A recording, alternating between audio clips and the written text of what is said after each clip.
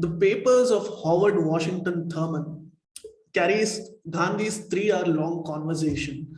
And I think this is this is in light when the black delegation made a visit to India, and the just before Martin Luther King Jr.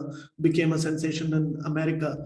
Now, this conversation detailedly records Gandhi as particularly being sympathetic to Islam and Muslims. And it also goes on to say that he's influenced by Islam because he believes that there is equality in Islam. Is this actually true? See, we have to understand what Gandhi really was.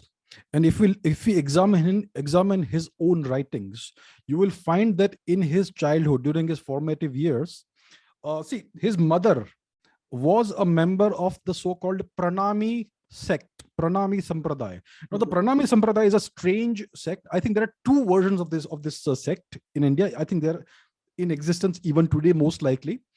So in the version of the Pranami sect that his mother was a part of, they believed in a number of holy books. They considered a number of books to be sacred holy texts. This included the Bible, the Torah, and the Quran. So this Pranami sect considers all of these religious texts to be sacred on the same level as the Vedas and the Bhagavad Gita.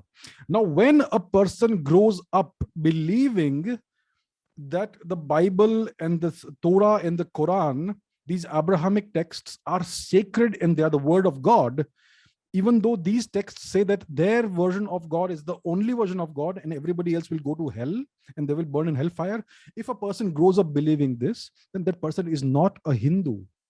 You cannot be a Hindu if you believe that the Abrahamic God is the only God, and everybody else will go to hell if they don't believe in that only one God. So Gandhi grew up worshipping and revering the Torah, the Quran, and the Bible as sacred texts. In my definition, in any definition of dharma, this is not a person who is a Hindu. Right. And therefore, it is very clear that he was very deeply and profoundly influenced by Abrahamic texts and Abrahamic culture. And that therefore the point that you just brought out is not surprising at all when you see it in this light, that even though he has been portrayed as a great dharma guru of some sorts, he was not a dharmic person. It's as clear as that, as simple as that. Please remember to subscribe to us and switch on the notifications for this channel. For our other social media links, more content, and to support our work, please visit citti.net. Dhanyavad. Namaskar.